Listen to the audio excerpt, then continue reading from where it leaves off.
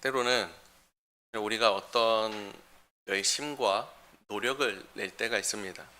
또 이제 부교육자 시절에서 교회 안에 어떠한 것들을 기획하고 또 준비해서 이제 올릴 때가 있어요. 그러면 때로는 기획 단계 때부터 막히는 경우가 있습니다. 그 이유가 뭐냐면 다 이제 구상해봤고 해봤었던 것들이라는 거예요. 그래서 그 부분들은 해도 안 된다라는 경우도 때로는 있고요. 그럼에도 불구하고 이제 일을 진행을 하는 경우가 있습니다. 그런데 사람의 일이라는 게 그렇습니다. 내 맘대로 되지 않을 때가 너무나도 많다라는 겁니다. 한마음 한뜻이 돼서 움직여야 되지만 이런 분주함은 때로는 당사자의 한 사람의 몫일 때도 있고 때로는 교회 전체가 열심히 움직일 때도 있습니다. 그런데도 불구하고 그에 맞는 결과물이 나오지 않을 때도 참 많이 있습니다. 대표적인 게 무엇이냐면 교회마다 이런 거 많이 합니다. 예를 들면 뭐 총동원 전도 주일, 때로는 우리 뭐 홈커밍 데이 하는데 아무리 큰 교회에서도 우리가 전도 축제를 하고 홈커밍 데이를 하면 생각하던 수보다 적다라는 거예요. 우리가 계획했던 것보다 많은 것들이 한참 떨어질 때가 있어요. 그럴 때 보면 여러분 어떤 생각이 드느냐, 참 허탈하다, 허무하다, 이런 생각이 들 때도 종종 있더라는 겁니다. 여러분 한두 명이라도 오면 다행이죠. 때로는 제가 중고등부 시절이었습니다. 그 아이들을 가르치고 있었는데 총동원 전도 주의를 했어요. 선물도 많이 준비를 했습니다. 당시에 이제 막 드론이 유행하는 때라 요 작은 미니 드론 해서 한 4개 정도를 준비하고 문화상품을 좋아하는 아이들에서 문화상품을 준비하고 다 했는데 아이들이 한 명도 새로운 애가 안 오는 거예요. 그래서 저희들끼리 축제를 벌였는데 그 이유를 보니 이 아이들이 전도를 한 아이도 있지만 또 건성건성하기도 하고 뭐 여러 가지 이유가 있었던 것 같아요. 30명의 아이들 가운데에서 한 명도 새로운 아이들이 오질 않았어요. 분명 총동원 전도주일이고 축제인데 우리들만의 축제가 되어버렸던 경우도 저는 있었습니다. 그날 담임 목사님한테 불려갔어요. 불려가서 이제 혼이 막 났습니다. 도대체 어떻게 준비를 했길래 준비된 일정을 다 말씀드려 한 달 전부터 2달 전부터 이렇게 준비하고 학교 앞에서 홍보하고 안 오는데 어떻게 합니까? 그렇게 허무한 때도 참 많았던 것 같아요. 여러분 우리가 교회만 그럴까요? 우리 일상은 어떨까요? 때로는 여러분 형통함이라는 것, 여러분 이것이 정말로 큰 축복이라는 것을 우리는 깨달아야 될 필요가 있습니다. 내가 콩을 심으면 콩이 나고 팥을 심으면 팥이 난다는 게 큰 은혜입니다. 내가 보면 콩을 심었는데 거기서 잡초들이 자라나고요. 수많은 것들이 자라납니다. 내가 심은 것만큼만 나와도 여러분 잘한 거라고 볼 수 있는 것이 여러분 우리의 인생이라는 것입니다. 우리가 삶을 살아가면서 참 많은 것을 심고 많은 것을 노력하지만 내 노력한 것 이상의 것이 아니라 아니 그것마저도 얻지 못하는 경우가 허다하다라는 겁니다. 그게 오늘 본문 가운데 나오는 이 갈릴리의 제자들의 모습 아니겠습니까? 여러분 이 제자들이 갈릴리로 갑니다. 갈릴리로 가는데 여러분 이전에 예수님께서 한 번 더 나타나셨습니다. 제가 다시 한번 정리를 해보겠습니다. 가장 먼저 나타났을 때가 무덤 앞에서 마리아 앞에서 나타나셨습니다. 그리고 두 번째가 언제냐면 엠마오로 가던 제자들, 그 엠마오 도상에서 제자들을 만나십니다. 그리고 다시 엠마오 제자들이 예루살렘으로 돌아왔는데 거기에 모여있던 수많은 사람들이 함께 이야기하고 있는 도중에 예수님께서 호련히 나타나셔요.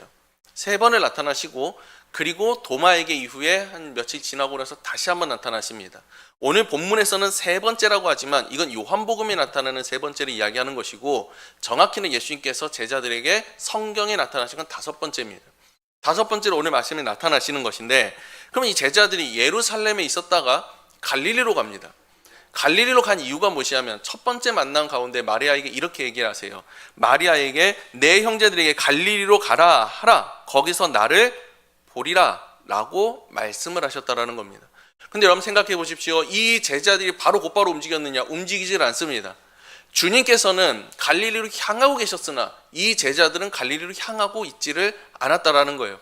거기에서 며칠을 더 유하고 있고 그날 계속해서 며칠을 더 유하고 유다까지 만난 이후에 그들이 움직이게 되는 모습을 보게 돼요.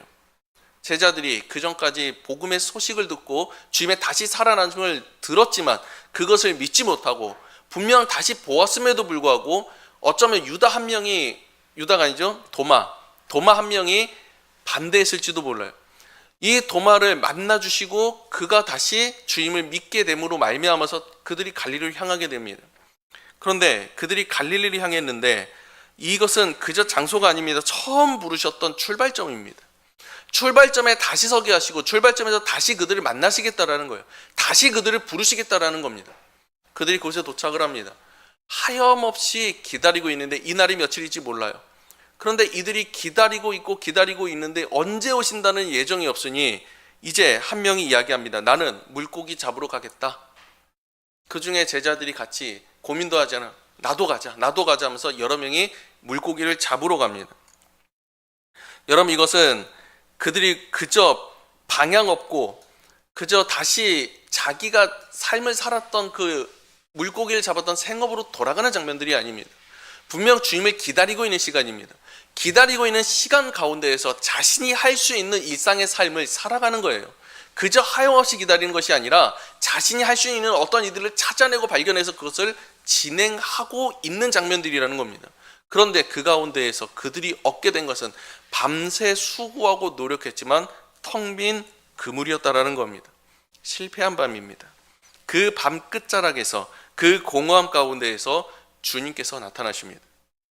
여러분, 그들이 기다림을 견디지 못하고 익숙한 것을 붙잡고 있었던 것, 그게 바로 고기잡이인데, 여러분 생각해 보세요.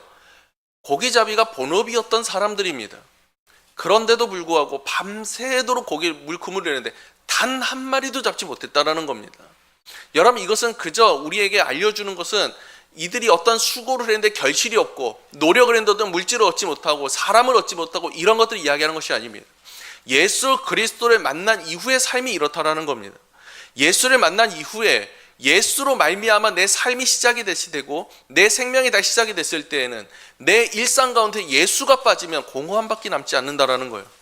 예수가 없는 무슨 일이든 그것이 무엇이든지 간에 아무리 내가 노력하고 내가 그것의 전문가라고 할지라도 그 안에 남아있게 되는 것은 기쁨과 만족과 어떤 행복이 아니라 공허함밖에 없다라는 것. 여러분, 이것을 기억할 수 있기를 간절히 소망합니다. 삶은 늘 결과를 보장해주지 않습니까? 보장해주지 않습니다. 성실함이 곧 열매가 아니라는 겁니다.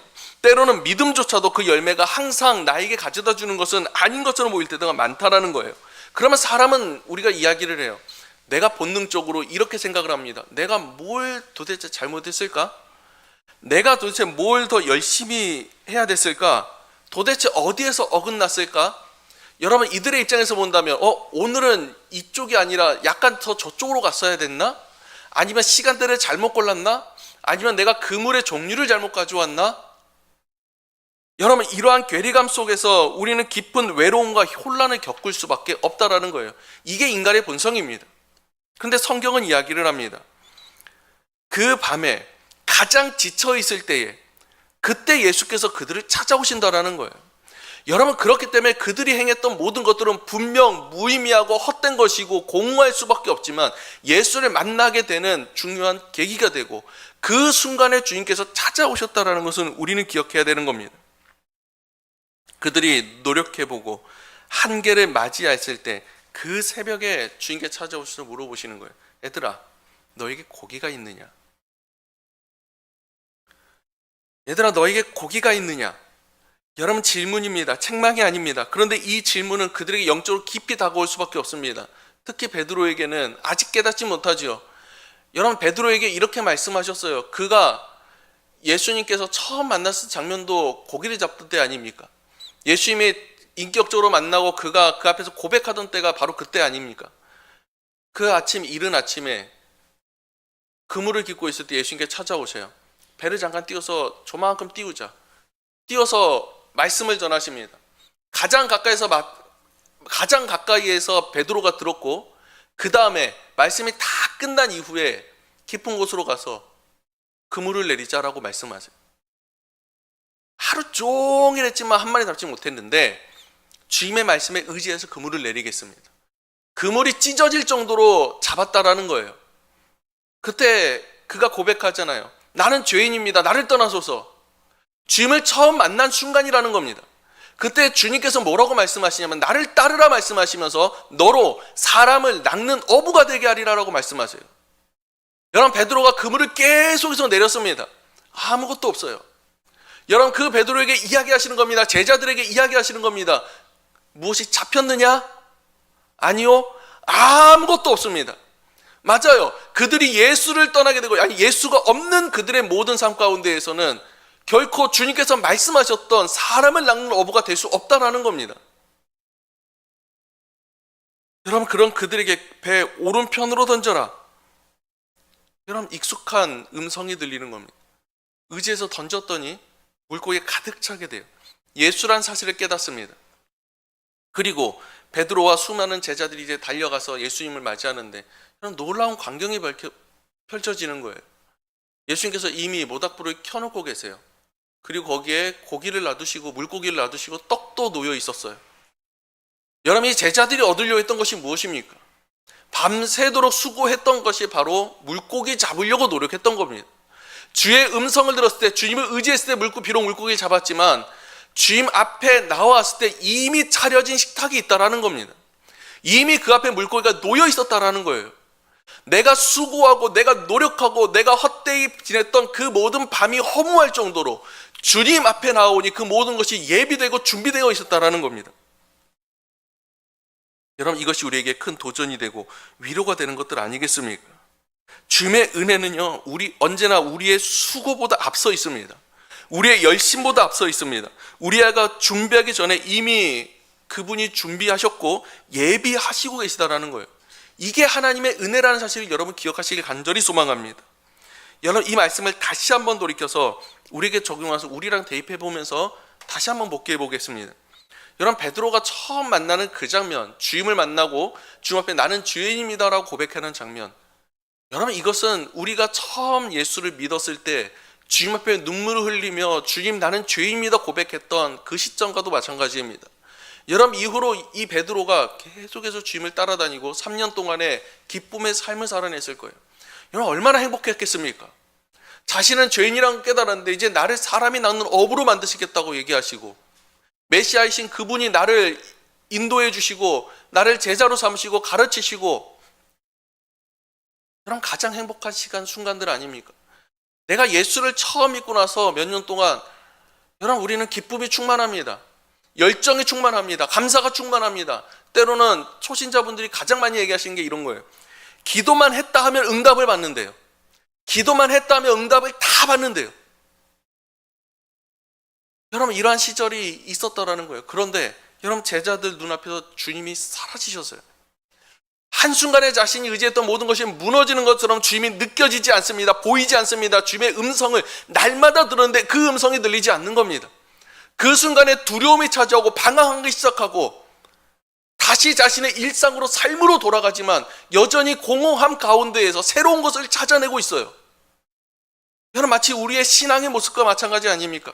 우리의 신앙의 여정 같지 않습니까? 처음 주님 만났을 때 눈물로 고백하며 회개하던 우리가 주님과 함께 동행하는 정말 많은 시간이 행복했어요. 어느 순간부터가 무뎌집니다. 어느 순간부터가 그 감각이 사라지기 시작합니다. 음성이 들리지 않고 느껴지지 않고 깨달아지지 않아요. 기도했는데 응답이 없는 것 같아요. 더딘 것 같아요. 주님 어디 계십니까? 그 아픔 가운데에서 여러분, 주님께서 다시 부르시는 겁니다. 여러분, 우리가 교회를 왜 나오는지 아십니까? 그저 우리가 습관적으로 나와서 예배드리는 장소가 아닙니다. 날마다 주님께서 나를 다시 새롭게 하시고 나를 다시 부르시는 장소입니다. 내가 일주일간의 삶 가운데, 내 일상 가운데서 때로는 허무할 때 있습니다. 때로는 공허함 가운데 있을 수 있습니다. 하지만 그럼에도 불구하고 주님은 언제나 나를 찾으시고 언제나 다시 갈릴리로 가 말씀하시는 것처럼 그 회복의 장소로 우리에게 명하시고 이 교회를 모이게 하시고 다시 주님 우리를 회복시키신다라는 거예요. 듣게 하신다라는 거예요. 여러분, 그 가운데에서 제자들이 아무 말하지 못하고 있습니다. 침묵하고 있습니다. 그들의 침묵은 오늘 말씀해 보니 그가 예수라는 사실을 알기 때문에 침묵했다고 얘기하지만 또 다른 의미가 있어요. 주님 앞에 나왔을 때 우리는 그 어떠한 말도 할 수가 없어요. 때로는 부끄럽습니다. 때로는 연약합니다. 때로는 나의 헛된 것들 가운데 주님 빠져 있다라는 것이 내 마음에, 내 눈에 그 누구보다 내가 잘 알기에, 그럼에도 불구하고 나를 위해서 그 식탁을 차려주고 계시는 주님, 그 주님의 은혜에 우리는 침묵할 수밖에 없다라는 거예요. 사랑하는 여러분, 우리는 비록 이 땅 가운데 발을 딛고 살아갑니다. 그렇기 때문에 이 땅에 있는 것에 열심을 낼 수밖에 없는 것이 우리의 인생입니다. 여러분, 주님께서 이것을 탓하시지 않으십니다. 오히려 우리를 이해하시고 오히려 우리를 위로하신다라는 거예요. 때로는 공허함이 있을 수 있습니다. 때로는 외로움이 올 수도 있습니다. 때로는 실패가 좌절이 우리에게 올 수도 있습니다. 그 가운데에서 여러분, 눈을 들어서 나를 부르시는 주님을 만날 수 있기를 간절히 소망합니다. 그리고 그 주님이 오늘 베드로에게 이야기하세요. 그리고 오늘 우리에게 동일하게 이야기하시는 겁니다. 내가 나를 사랑하느냐? 여러분, 너무나 잘 알지 않습니까? 베드로에게 몇 번 물어보십니까? 내가 나를 사랑하느냐? 3번을 물어보십니다. 베드로가 몇 번을 부인했다고 이야기하죠? 3번을 부인했다고 얘기하죠. 3번을 부인하고 3번을 사랑으로 고백하면서 회복시키시는 장면이라고 이야기합니다. 맞습니다. 주님께서는 이 한 사람 베드로를 위해서 질문을 하시는 겁니다. 우리에게 질문하세요. 말씀하세요. 내가 나를 사랑하느냐? 정말 나를 사랑하느냐? 라고 물어보시는 겁니다. 그때 우리도 똑같이 화답할 수 있기를 간절히 소망합니다. 그런데 여기에는 더 깊은 영적인 의미가 있어요. 여러분, 주님께서 내가 나를 사랑하느냐 첫 번째 말씀하셨던 그 사랑이 아가페입니다. 내가 나를 사랑하니 아가페, 헌신과 희생과 그러한 사랑, 내 모든 것을 다 불사르게 내어주는 사랑, 내가 나를 사랑하느냐라고 물어보세요. 여러분, 이 질문을 하는 이유가 있습니다. 베드로가 이렇게 고백을 했습니다. 이 제자들이 다 주를 버릴지라도 나는 주를 버리지 않겠습니다. 나는 주와 함께 죽겠습니다. 여러분, 그가 외쳤던 고백이 뭐냐면 아가페입니다. 나는 주를 위해서 죽을 수 있는 사랑을 가지고 있습니다. 그런데 베드로가 여기서 뭐라고 대답한지 아십니까? 내가 나를 아가페하느냐 사랑하느냐?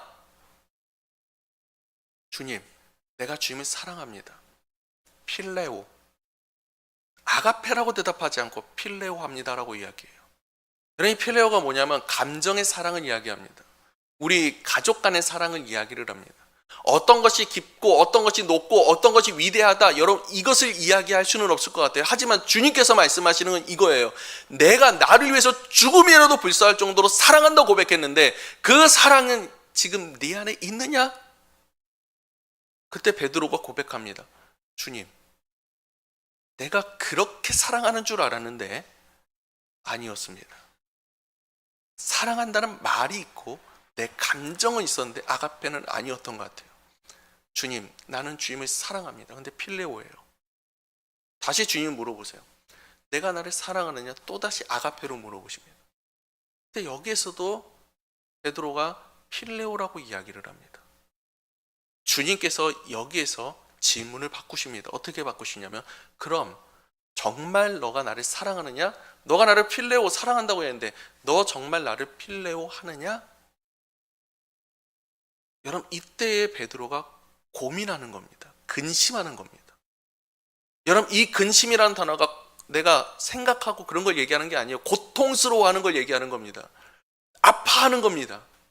지금 이 질문이 그의 심장을 찌르고 있는 겁니다. 왜냐하면 이전에 자신을 아가페 한다고 생각했어요. 내가 모든 걸 불사를 수 있다고 생각했어요.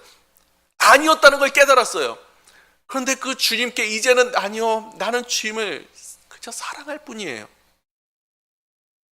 그런데 주님께서 나에게 다시 이렇게 말씀하시는 거예요. 그러면 그 사랑도 정말 사랑 맞니? 나를 정말 사랑하는 거 맞니? 정말 그 사랑이 네 안에 있니? 필레오라는 사랑을 이야기하는데 필레오가 정말 너 안에 있니? 라고 물어보세요. 그때 베드로가 근심하면서 이야기합니다. 네,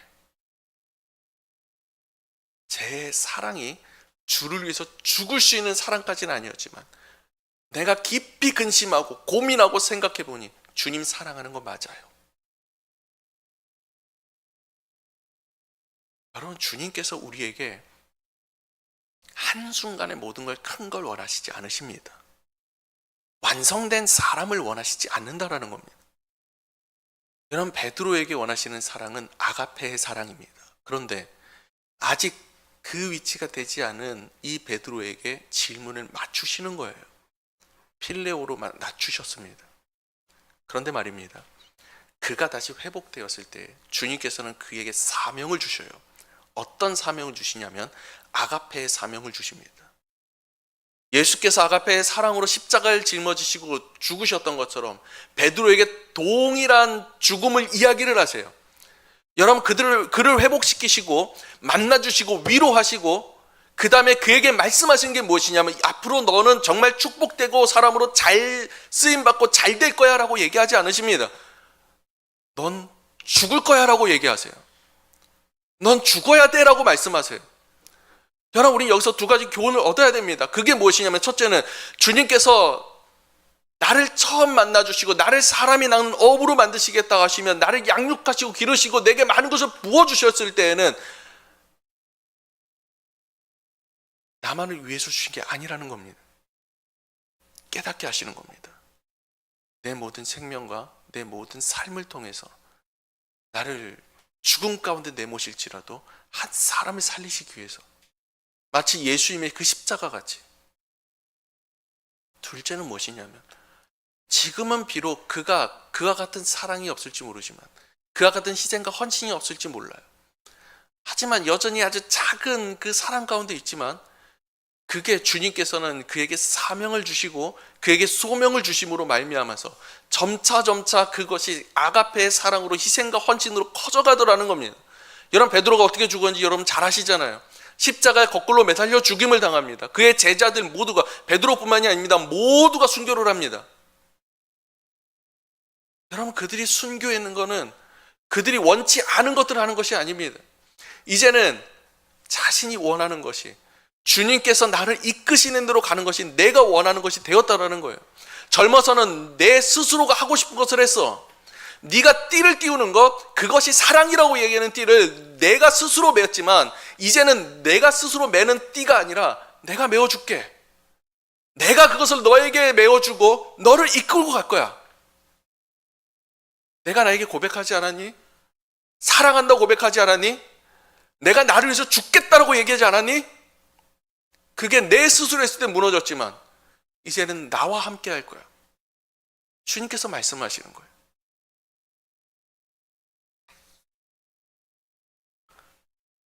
사랑하는 여러분,